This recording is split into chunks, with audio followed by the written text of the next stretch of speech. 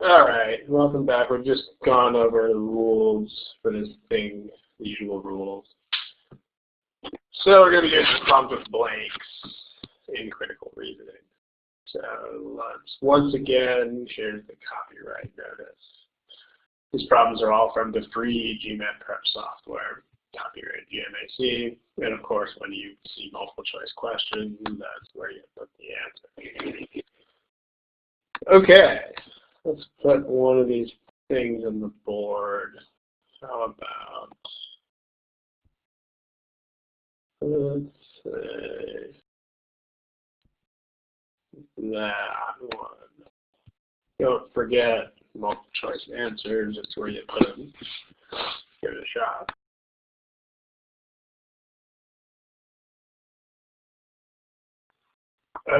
Okay, you should probably get some sort of answer to this thing in the next 20, 30 seconds. Remember, this is a test where you can't not answer the questions. You have to pick something, even if it is a guess, or the test will not let you move on.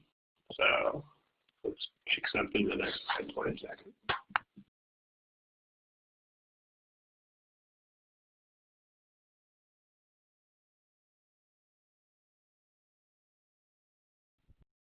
Okay, again, if you don't have an answer to this thing, you should pick one pretty soon. As a group, you guys are doing pretty well on it. So, well, what I'm really interested in seeing is the answers that you guys pick now towards the end of the period. In any case, let's take a look. So you have this blank here. When you have critical reasoning problems with blanks in them, it's a little bit different from what you're normally used to in the sense that you don't have a question type right in front of your face, which can be a bad thing, but can also be a good thing. I mean, the negative there is that you might have some established protocols that you have in your head when you see a certain question type. The good part, though, is that you can just think about the passage without being encumbered by some sort of template that you feel like you have to stick to. You know, because basically the deal is if you can understand exactly what the blank is asking you to do, then there's no reason to even try to shoehorn it into any sort of box or question type or whatever. So, like, again, when you see a blank in a critical reasoning question, first thing you should try to do is just read through the argument and see what the blank requires. Like what kind of thing, whether it's another fact or an explanation or a prediction or who knows what it is. The more specific you can be, the better. And if you can come up with specific criteria, then you're good. Just take those criteria straight to the answer choices. In other words, don't detour with any sort of trying to classify it into a question type. But if you can, if you don't understand the passage well enough to come up with something specific, you can come up with specifics. Then as a backup, try to figure out the question type and go from there. But always backup. So clearly this thing and see what we need. So, all right, and again, you can always approach this with the angle of explaining it to a 10-year-old, simplify the language. Either think of explaining it to a kid who's about 10 years old, or think of explaining it to someone whose English is just not that great, like who just doesn't know too many words in English. Either way. So this passage, basically, when you have high interest rates, insurance companies lower the price of insurance because they want to make more money. So this, as we read this should strike to you as something that is a bit weird because they're lowering the price of insurance. And they're saying the reason for doing that, it doesn't even say despite it or anything like that. It says the reason why they're actually doing that is they want to bring in as much revenue as possible. So in other words, they're lowering the price of buying insurance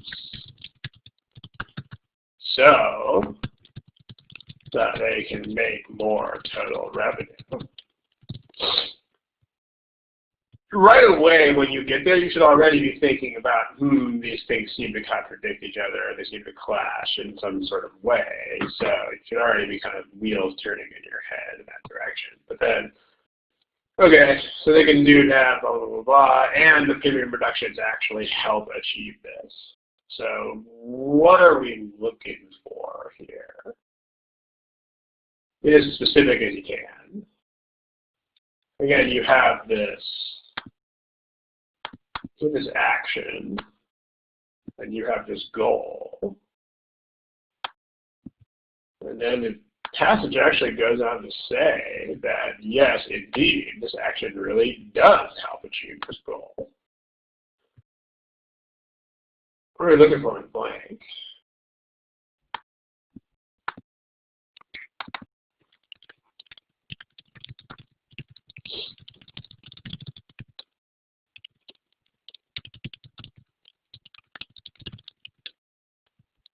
While you guys are typing, I'm going to just type the summary that we have up there down here. So they're lowering the prices.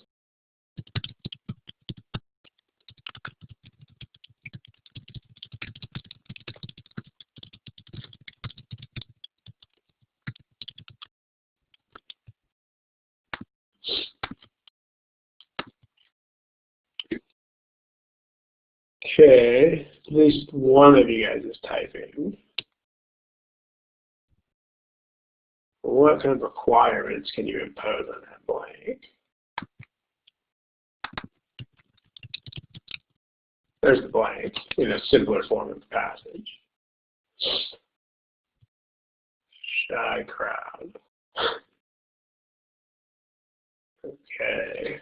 We still have one person typing. Basically the deal is this. Yeah, right? Like it's going to be something like what Hanke is putting there, right?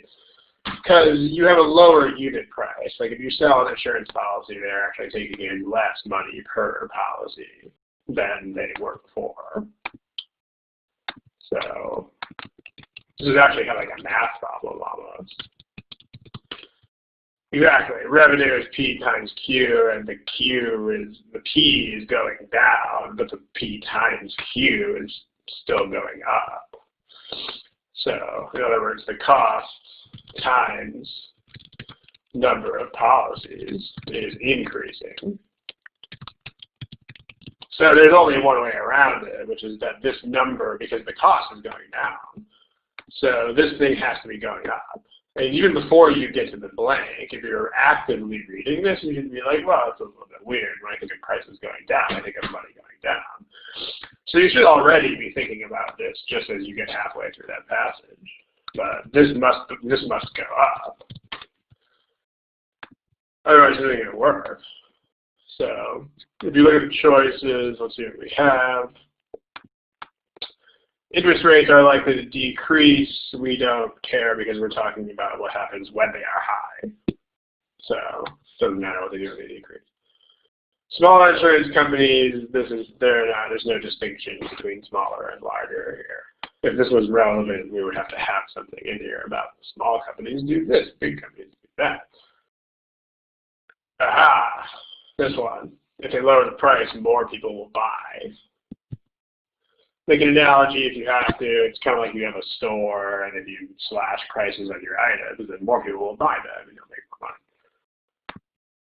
This an increase in the number of policies eventually leads to more claims that they have to pay. Claims they have to pay is not in consideration here. They just talk about taking in money. All they want to do is take in more money, regardless of how much claims they have to pay out. This passage doesn't deal with total intake minus payout for claims. It just deals with taking in as much as possible, and that's it. If the words don't say it, the words don't say it. Basically, yeah. And then E, more about claims. We're not talking about paying out claims. We're just talking about intake and cost of premium, and that is end of story. So guys, the group, you guys did pretty well on this problem. If you have any questions about it, feel free. If not, I'm going to scroll over to another problem pretty soon. In order to answer this question, what does one need to know? No, you don't. You just have to understand some really basic math. I mean, because the words in the passage say that the only thing you have to understand is that cost times how many policies you sell is your total intake. That's it. Plenty to understand. Because they tell you that this number goes down, and they also tell you that this product goes up. So just purely mathematically, there's only one way those things can both be true, and that would be if this goes up by enough to cancel this out and more. So no, you don't know anything about economic trends or relationships or whatever. And even if this stuff contravened regular economics, still wouldn't matter. I mean, you have to go with what the words say. They're not going to do that. They're not going to create a problem that contradicts classical economics. But if they did, then you'd have to go with whatever the words say, and not with what the words don't say, pretty much. Hope that helps. Let's try another one. About, yeah, no worries there. Okay, cool. Try this.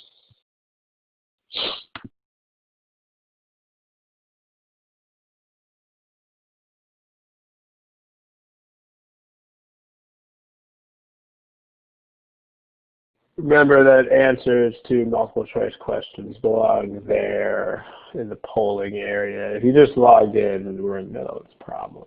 So, yep.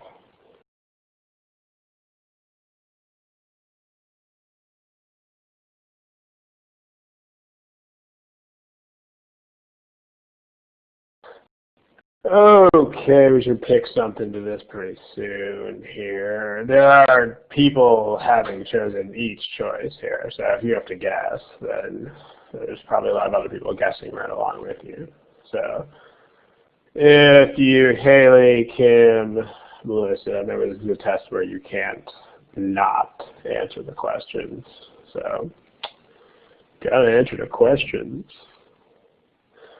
All right, so we are totally all over the place here. So let's take a look at this. Here's your distribution of answers. I don't normally show these, but it's kind of interesting because we have two answers more popular than the others. We have B, boy, and D, dog here that both have a lot of proponents. Let's take a look. So in this case, if you glance over this, you can actually kind of tell this is going to be some problem where you're looking for additional evidence for something, strengthen an argument, whatever. But we just got so if you notice that, then you'll know this is going to have to be, I mean, like other strengthening problems, you're going to have to find some sort of new information or outside fact that serves as additional evidence. So, but then we got to figure out evidence for what. Again, let's explain this to somebody with really simple English or a 10-year-old or something like that. And again, when you have sentences like this one, you definitely want to break that up into more than one sentence because nobody would ever deliver a sentence like this as a single thought.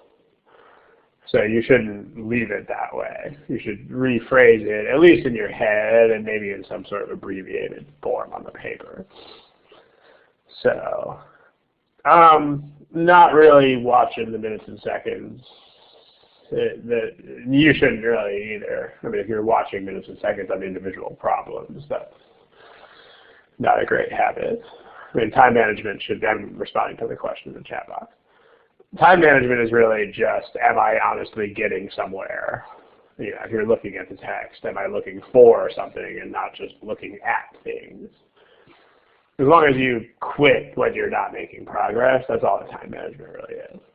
So, okay, So let's make this 2 sentences. So the first sentence is a fact. On the whole, scientists do this. This is not any sort of guess or hypothesis. This is stated as a fact about what they do. So fact, scientists do their most creative work. Scientists are more creative before they are 40. So when they start out, where do you think this would go if this was a conversation? Like, let's say that somebody mentioned that at the dinner table. I mean, if that discussion goes somewhere, we're going to be like, what? Why? That's such a weird fact. I want to know why that's true. Because again, when you see these things, I mean, the topics are not going to be the kinds of things that you would talk about every day necessarily, but they are. The arguments proceed a lot of the time the same way they were around dinner table. So when you see this, you're thinking, I wonder why.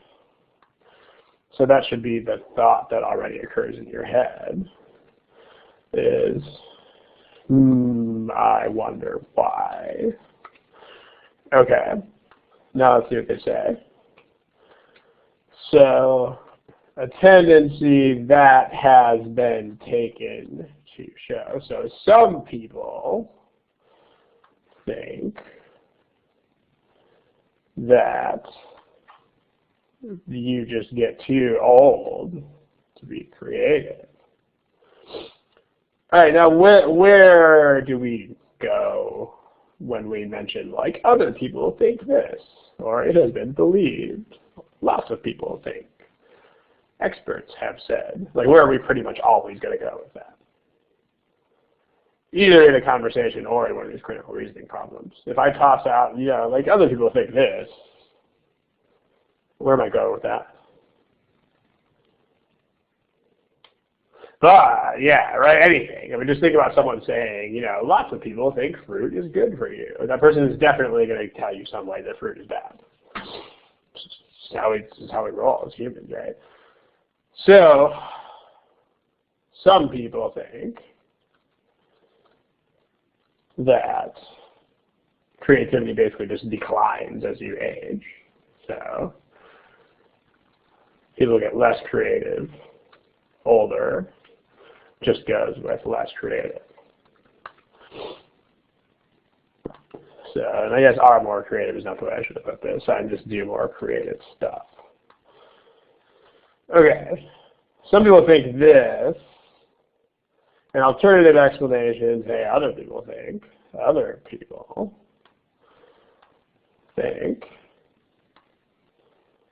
that by the time they get to that age, most of them have worked in their field for a really long time, and so they've basically just been doing it for too long, is this other hypothesis. So others think most older scientists have just been doing the same thing for too long.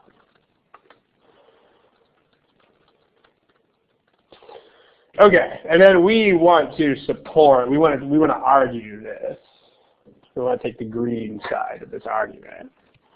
And as I mentioned in a bunch of other study halls, the more that you can personalize these things, like the more that you can pretend that you are involved in them personally, the better. Like, if you were someone who was about to turn 40, and these purple people were saying, hey man, by the time you hit 40, your creativity is gone, buddy. I mean, if someone says that to you, you're going to definitely be pretty emotionally invested in arguing against it, right? So it might make it easier to think about this whole thing. So this is you think the thing that is green. Okay. And you want more evidence. You want something that if you read it, it's going to make you nod your head and be like, yep, I'm right, you're wrong, haha. So let's take a look. So the idea is you want a piece of evidence that definitely serves to favor your argument but it should also mostly run against this one. Because if you find evidence that's consistent with both arguments, that doesn't really help. Because it doesn't really show anything. You know, it doesn't favor one side or the other. So you want evidence that is in your favor, works for your argument, and also works against the other guy's argument.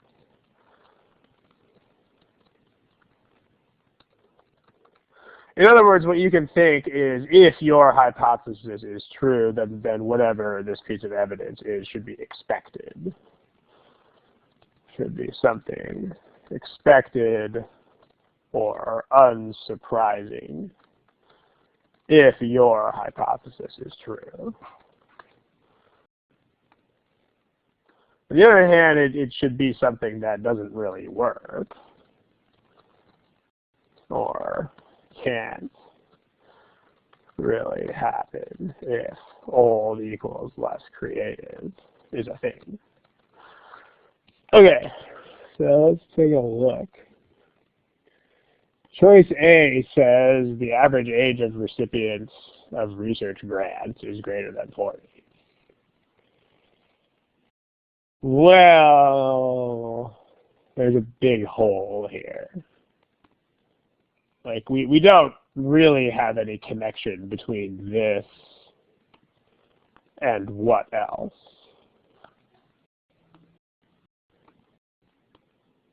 Like, what would this have to be connected to for this to be relevant here at all? Think about the issue that you're arguing passionately about. Yeah, this has nothing to do with creativity. At least we don't know, right? You can't just randomly assume that a research grant has to do with being creative.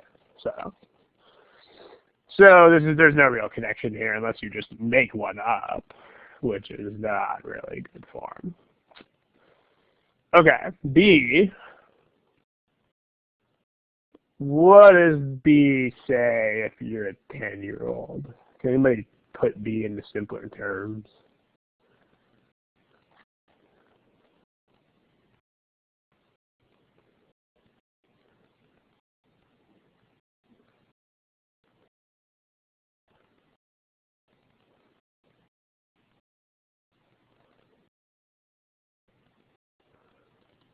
Let's see, maybe you guys can rephrase choice B.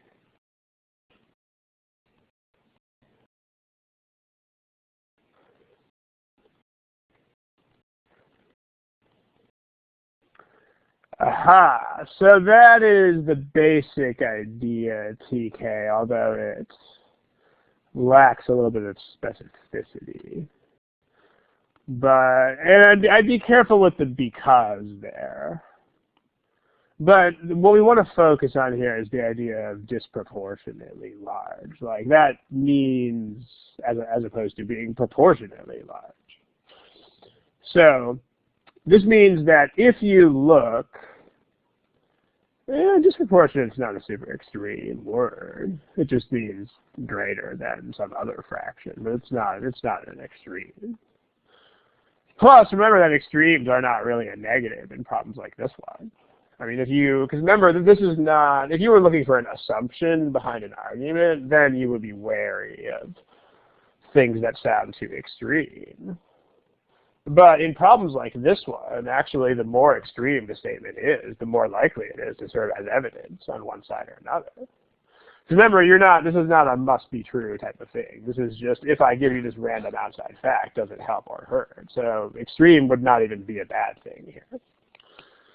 And moreover, this is not really extreme in the first place. So, okay, let's break this down. If you look at people what's the significance of these people? Why do we care about them?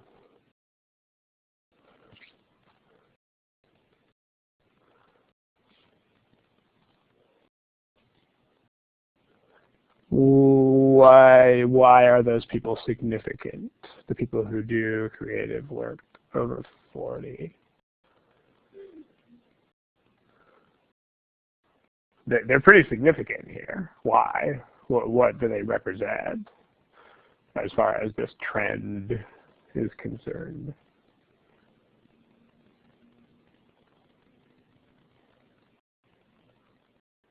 Yeah, these are the people who don't fit the trend, and of course that's going to be something important, right? I mean, if you think about any other trend, like, hey, when most people go into this area, they get this really bad tropical disease, but these 3 people didn't get it. I mean, you're going to totally look at those 3 people and see what makes them different from everybody else, right? So definitely matters. So these guys are the rule breakers. If you look at the guys who break the trend, disproportionately means a greater percentage than overall. Like, for example, if people who pursue engineering are disproportionately men, that means that the percent of men in engineering is higher than the percent of men overall. It just means greater percent or greater fraction than the entire population is what disproportionate means. So this means if you look, B says, among the exceptions to the rule, the scientists who are still doing creative work after 40, a greater percent are relatively new to the field than in the overall population of scientists. So let's think about that. Does that work for my argument? Well, absolutely it does. Right? My argument is this. My argument is the people who are not doing creative work are doing it because they've been in the field for too long. In other words, this is exactly what I should expect if my hypothesis is true. I would expect that the less time you spend in the field, the more likely you would be to do creative work. So this is exactly what I would expect. But it's also got to work against the other guys. The other guys just think that randomly older people are just less creative. So if the other guys were right, then if you looked at these people, what would be true about the percentages? It would just be disproportionate.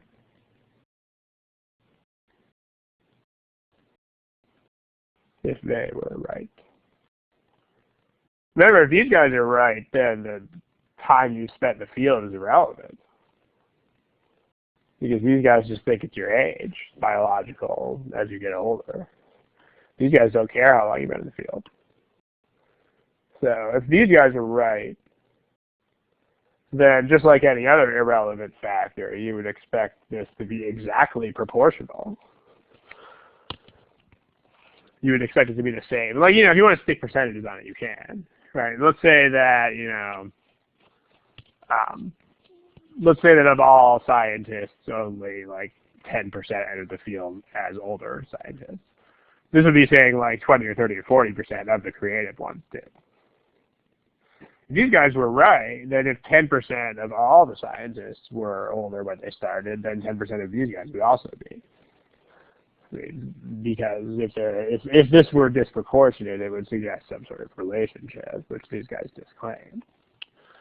So this is the answer choice we want, because this is something that is very much consistent with what I'm trying to argue, and is totally inconsistent with what they say. If you take a look at the rest of this, choice C says that basically people tell themselves that they are getting less creative as they get older. And so they get like less ambitious or whatever. The problem is that this doesn't help explain anything. I mean, because even if it doesn't matter which of these explanations you use, because this is saying the scientists kind of bring it on themselves. So C, in choice C, the actual reason for this is pretty much irrelevant. it might not even be real at all, but they're telling themselves it's real. It's definitely not going to help you distinguish why. This says the scientists who are older than 40 tend to be more satisfied by doing things like teaching and mentoring. So this might explain it if it was something like they don't do as much research or they don't put their heart into it quite as much. But notice that this would go against both of our arguments. I mean, if they were less creative because they just didn't care about their research as much, then that's another reason. That's a third reason that's not the same as mine or the other guys. I mean, this has nothing to do with being new to the field, and it also has nothing to do with their physical age.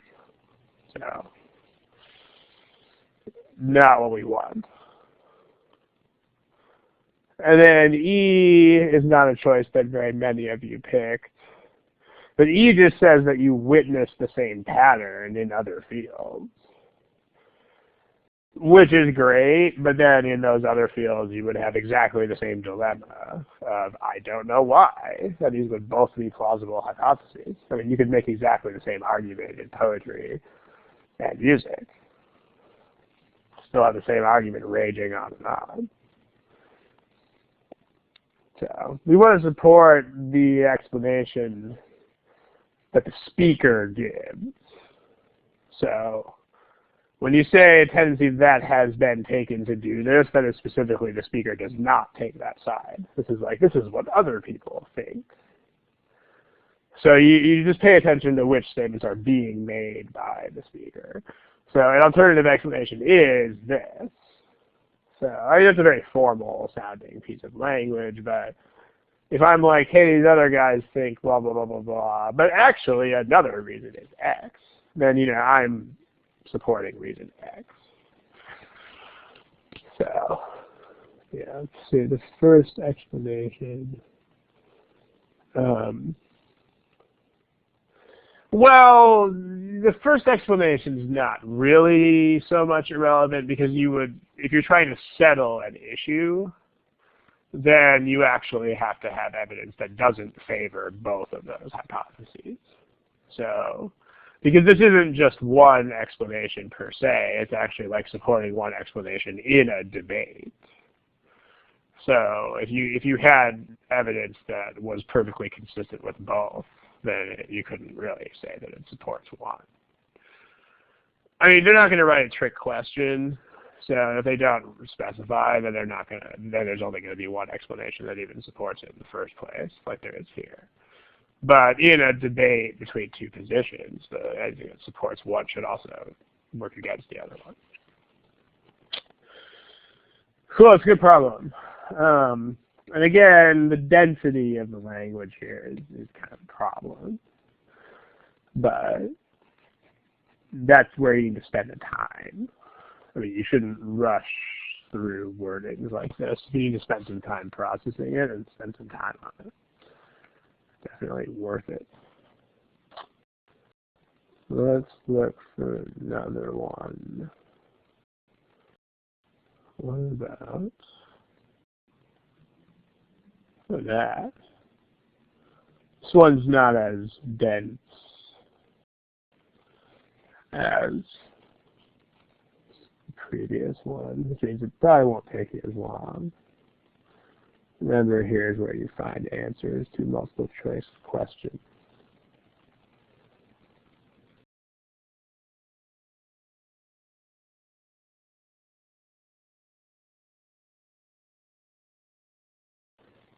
I should be picking something pretty soon.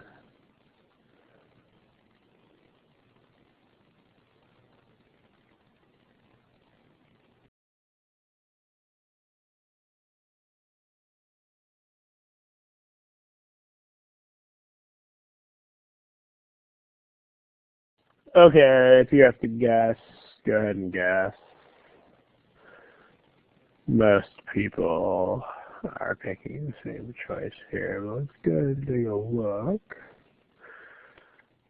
Okay, so if you peek down at the question line first, you can notice these keywords. So what's going on here, again, you're giving a reason why something is probably going to happen. This is another like strengthening evidence thing. So it's going to be an outside fact, again, and it's going to serve as additional evidence for some point. So there you go. You might want to scout that out just because you want goals. Right? Like when you read this stuff, you don't want to just read it aimlessly with no real point. You want to actually be looking for something in there. So here we're looking for something where we need more evidence, right? We're looking for some sort of deficiency in this argument, or something where it needs explanation or needs to be backed up. So okay, if you give people carts, then more people will go there. So if you have carts, then you're going to have more shoppers. But then, if the amount only just covered the cost of providing the carts, the point here is that this amount will not do what?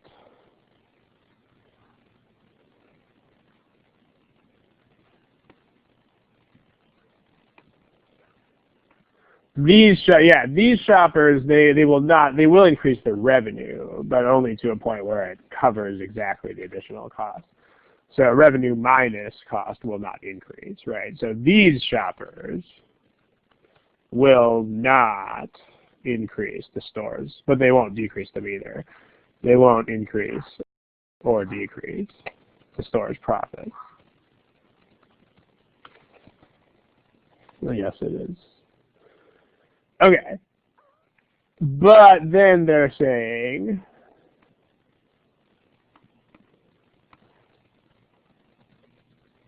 profits overall will go up. And you want an additional reason for this. So let's forget the choices for a second. If we lay it out in these simple terms, you can pretty much see what we're going to need here. I mean, what they're saying is if you add carts here, then there's going to be more shoppers, but we know that more shoppers are not going to be the source of extra profits. So yeah, it's just a process of elimination, right? It's what Ed and L says. There's only one other group of people who could possibly give us more profits. So it's got to be them, right? I mean, if you want to just think about it in super, super simplistic terms, where will the extra profits come from? Well, it's either going to be the new customers or the existing customers, but they have specifically said that it's not going to be the new customers. So it has to be some sort of reason that's going to make us think that existing customers will give more profits. So nothing else could possibly support this. So we need a reason why existing customers will increase the profits. So it's got to have something to do with, like, compared to the way they shopped before. So A just says that you could actually feasibly do it. It has nothing to do with profits. You know, like it's not, the aisles are not so narrow that they would block the cart. We don't care. This says other stores are doing it, but that's not relevant. Because what you don't need to worry about is whether those stores would like pitch off the extra customer base, because the words do say that more shoppers would go there. So that would be taking all this into account. You know, because remember that these things are not going to be lies. The things that are stated in the past, those are things. So even if B is true, the expert's prediction is still the expert's prediction. This says that some people wouldn't go there. Like, the carts will not appeal to every single person in the world. That's fine. We don't have to appeal to every single person in the world. Because again, we're going to get more people. That's a thing. We're not going to get everybody. That's fine. D says that you have to incur other additional costs. D is going to be covered under this, though. Like, D is going to be part of the cost of providing the carts. So this has basically already been considered. Or if it hasn't been considered, then this will go against you. I mean, this would be bad. So either it's already in there or it is bad. Half of C. Maybe you can tell which half of C. And then E says that if you took one of these existing customers and you give that person a card, they'll probably buy more stuff. So this is the only choice that supports what we need to support. Yeah, don't just read half the choices. Make sure you read all of the choices, all the words. All right, let's grab another one of these problems. How about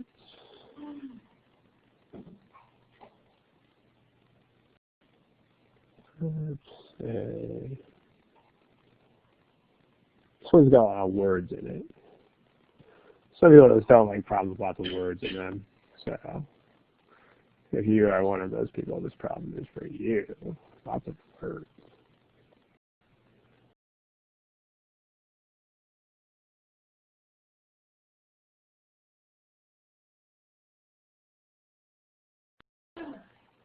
All right, ladies and gentlemen, there are a lot of words in this problem, but you should be picking something soon.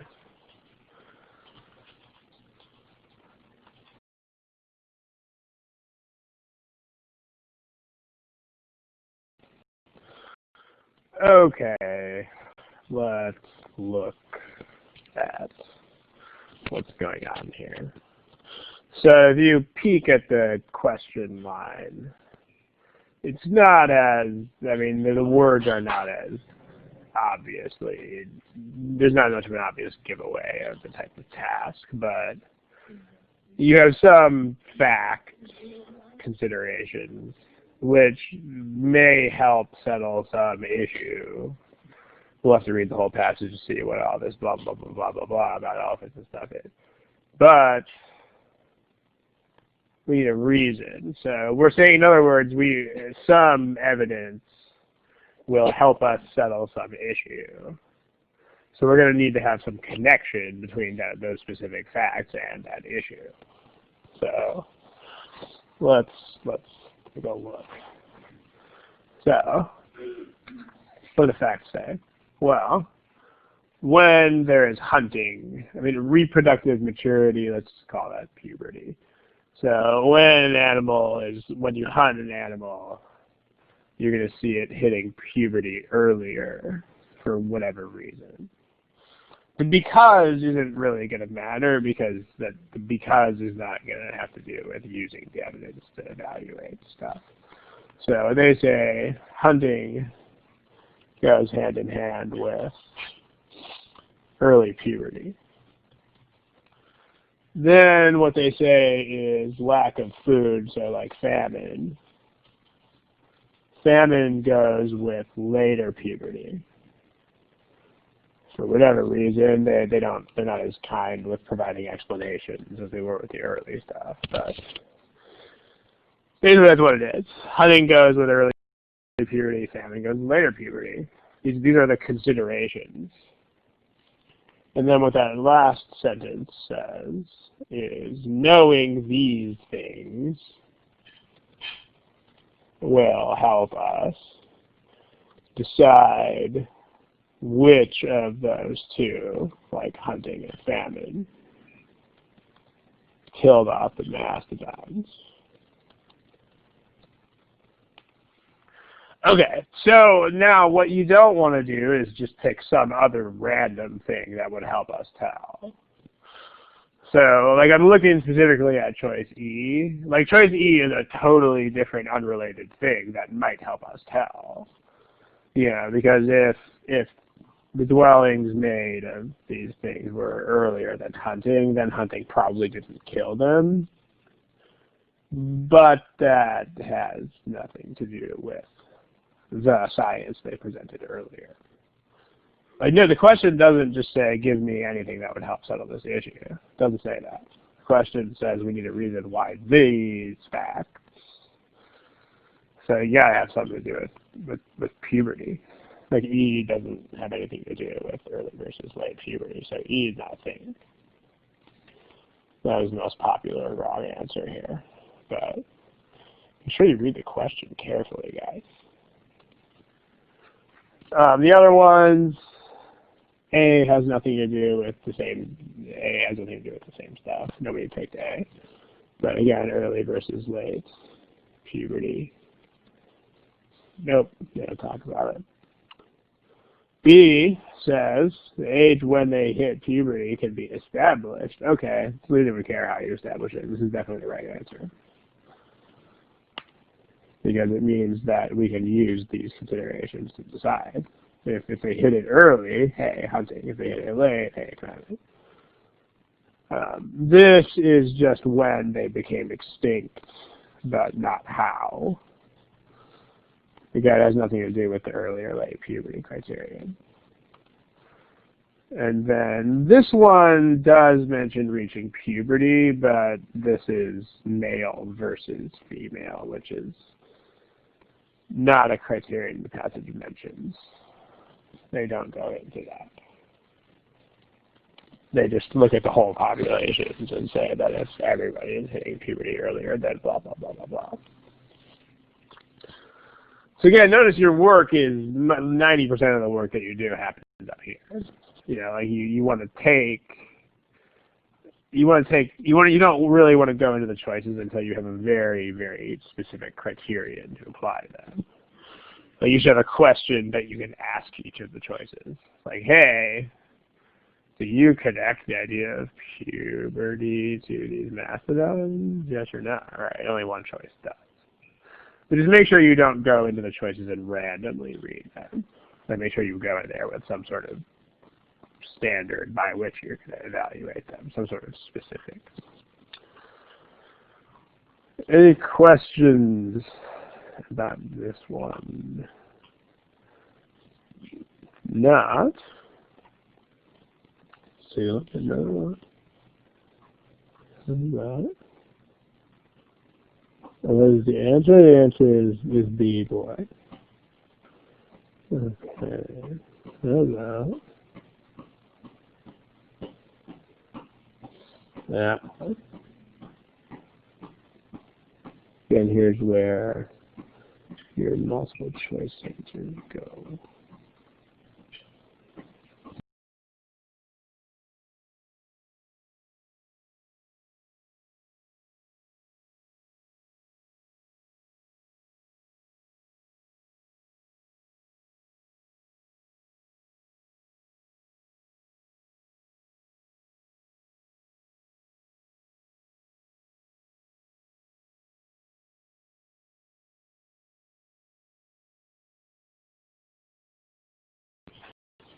Okay, it should be answering this thing pretty soon, guys.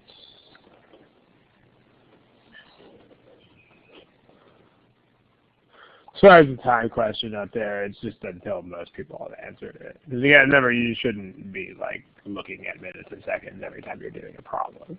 That's actually a terrible habit.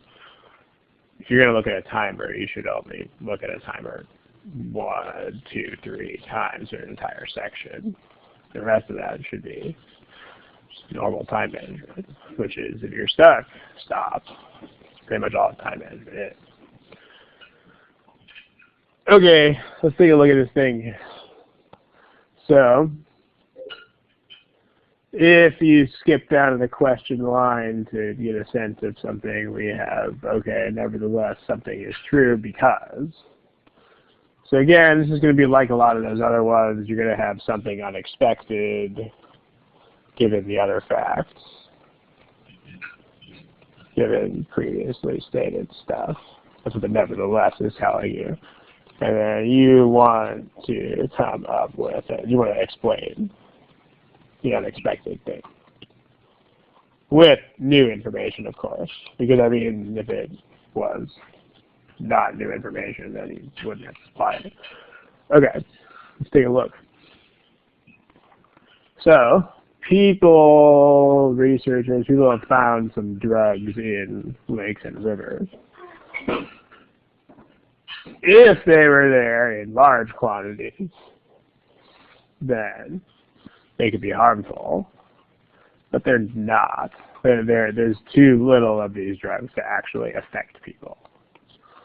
So there's a lot of words there, but basically that just says people in rivers and lakes, there are some drugs, but not enough to affect people directly. Alright, this is a thing. This is a fact. It is not a lie. So, like, you can't pick something that implies that they will affect people because they don't. So there's not enough of them. So they're thinking about taking these out. So you know that the effect of the drug itself is not going to play a role here because there is no effect. So, but according to these experts, taking the drugs out of the lakes and rivers, public health benefits, that means benefits for people. Not the public is people, it's not like animals, the environment or anything. So, it'll still help people. So that's what we need. We need some way in which, and I mean what that really means is that the drugs, if they're still there, have to be harming people in some way. Because if you take them away, then it's going to, if the absence of the drugs is a positive, then we need a negative. So we need a way in which the drugs affect people negatively, but it cannot be the actual pharmacological action of the drugs themselves, because they don't have it. There's not enough of the drug there to actually affect people. This is what we need. So the drugs have to be harming people in some other way. That's a standard. We can take that to the choices. Alright, let's see what happens if we do that. So A says that some of these will still not harm people even if you megadose them. Well, that's great. That's the opposite of what we want. We actually want a bad thing. It's not a bad thing. And it's pharmacological effect. B says that some of these drugs actually counteract other harmful effects. This is not good. I mean, this means that this is the opposite of what we want. Because this means that there's a benefit in leaving those things there. Because they don't affect people. They said that. Directly they don't. And they might even be an antidote against other stuff. This is the exact opposite of what we want. I mean, this would actually be a very good, this is a benefit of leaving those drugs there. Not great. So, yeah, counteract. C says that if people have side effects when they're treated, then they have their treatment changed. So treatment is right off the bat not relevant. But also, again, side effects when being treated is irrelevant because these drugs are not present in enough of a concentration to do that. So, double irrelevant. Because it's not enough of it to have these effects, and we don't really care what their doctors do. Negative effects are negative effects. D says that most of them break down into other harmless things. This is kind of like A. This is like saying that everything is harmless all the time. We want a negative. This is not a negative. And then there is E, elephant. This says that if you leave the drugs in there, then they could make bacteria resistant. This is a negative for humans, because then those drugs, which would normally kill these bacteria, well, they become resistant. So this is bad for humans. And it's bad as required in an indirect way, because it's bad through making bacteria less likely to be killed by a drug. So that is the answer we want. Again, notice once you have a standard to apply to the choices, you'll see the four wrong answers every time should be like totally wrong, 5 colors and 4 sizes is wrong. I mean, if you have to explain something like this, then the wrong answers will either be totally irrelevant or will actually go the wrong way. Difficulty level is irrelevant. In fact, the fact that you have to ask that question is proof that there is no sense in even thinking about it. Cannot help you in any way. It's just a distraction. Mental clutter. So, yeah, don't ever think about difficulty levels, guys. It's just crap in your head. You want to think about the problem and how to solve it, and that should be your whole universe. All right, let's look at one more. I mean, more generally, when it comes to stuff like that, if there's something that you can't control, then don't think about it. And if there's something that you can't detect, then don't think about it. I mean, a lot of people like to complicate their world for no apparent reason, but it's not a good idea. So I mean, any sort of distraction will really compromise your ability to solve these things. And, I mean, think about, you drive your car and you're looking for some address by the side of the road. And people do things like turn down music because even that will distract them from a task as simple as finding something by the side of the road. So really, anything, any side thoughts at all will just destroy your ability to concentrate on these problems. So if you even let thoughts like that intrude on your thought process. So it's worse than just irrelevant. It'll actually compromise your ability to solve the problem if you're thinking about it. Okay, let's try one more. Give it a shot. Yeah, basically you just have a problem and you want to solve it. There you go.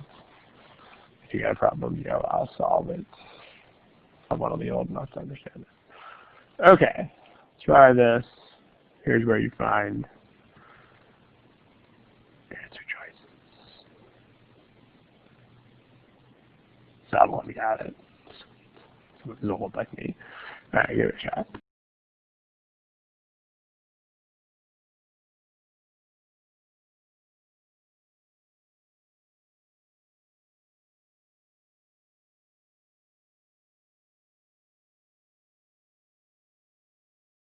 Alright, we should pick a thing pretty soon, guys. Remember, you have to be very vigilant about checking yourself. I mean, if you are looking at words, this is bad. If you are looking for things, this is good. What you need to do is just import your instinct from things like building furniture. Like if you're putting a bookcase together, you either know where the next piece goes or you don't know where the next piece goes. There's no in between. If you think you kind of sort of know where the next piece goes, then you don't know where the next piece goes. So think about it like that. Like unless you are looking at something for a very particular reason and looking for something in the words, don't keep looking at the words. I mean, step back, regroup, what am I looking for? I need a standard. You need to define something to actually look for, do it, then go back and look for it. Okay, so this was again the same kind of task as we've been seeing. However, blah, blah, blah, blah, blah sense. So again, we have something that is going to be seemingly a contradiction, and then we're going to want to explain. So something unexpected and we're going to have to explain it with outside facts and new info. Okay.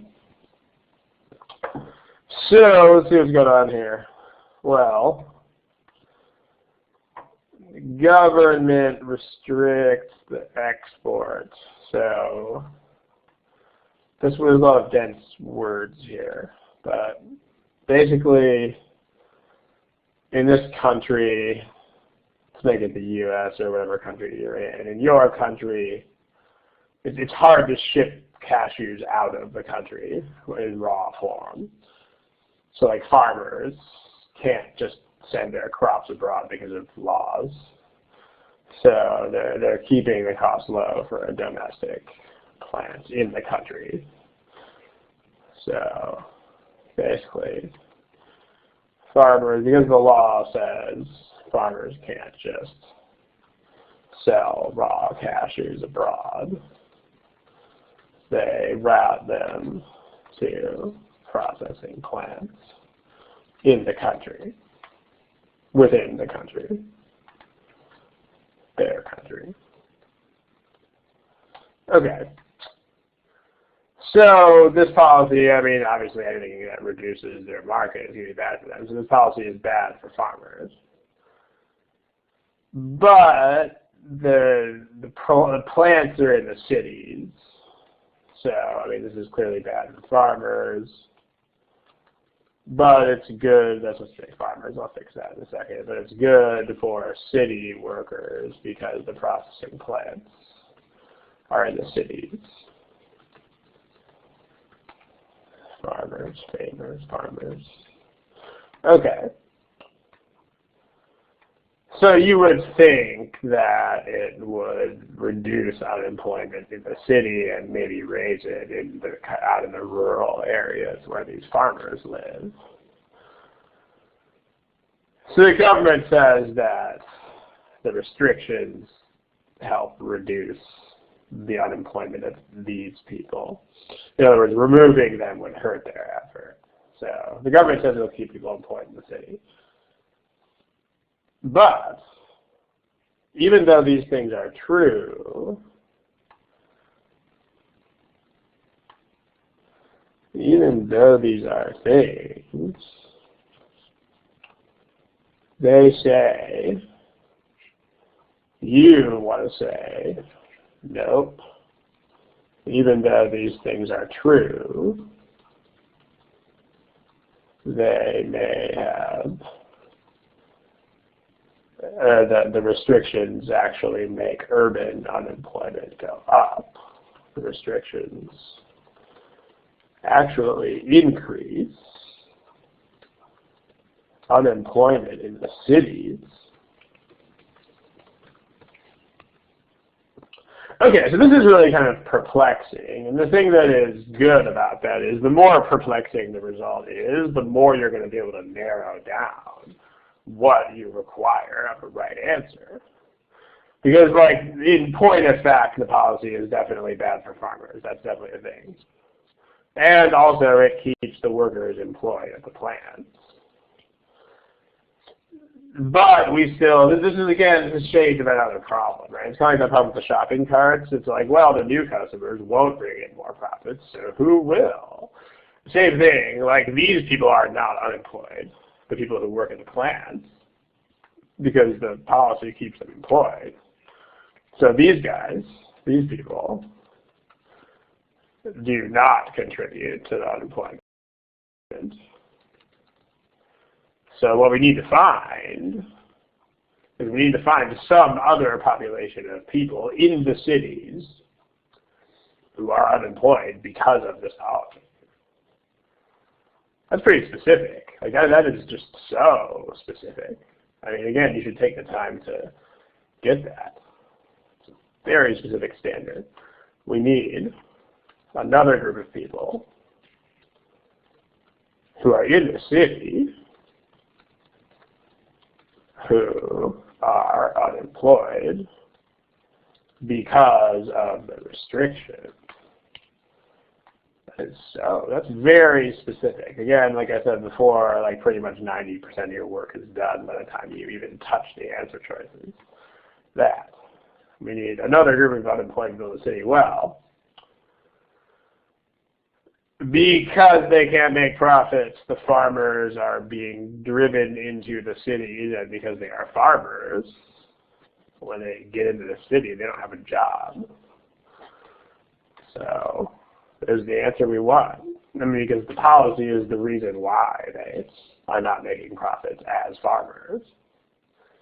So the policy is actually driving them into the cities where they are unemployed in the street. That's the choice we want. Again, it's clear winner. I mean, if you have a standard like this and you have that, you don't even need to read the rest of the choices if it's that good. But if you take a look at them, this says that, you know, some of the other parts of the nut are used by other industries. That's great, but that doesn't really have to do with these farmers. In fact, this seems like it'll just create more jobs in the cities. So this is backward. We want more unemployment in the cities.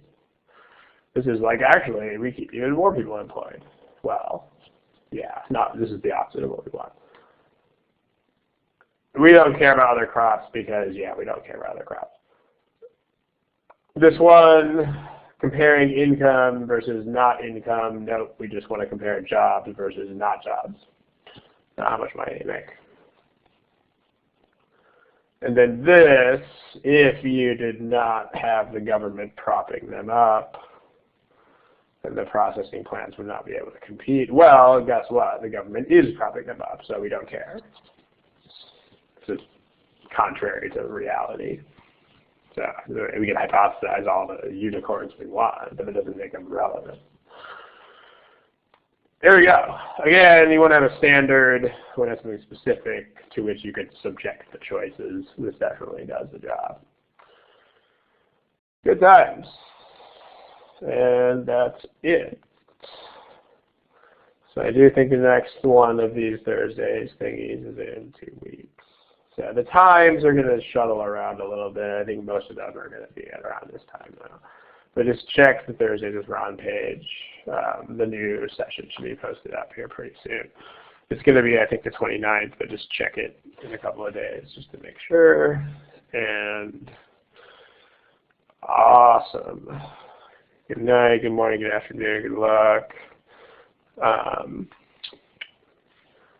And I'll see you guys in 2 weeks.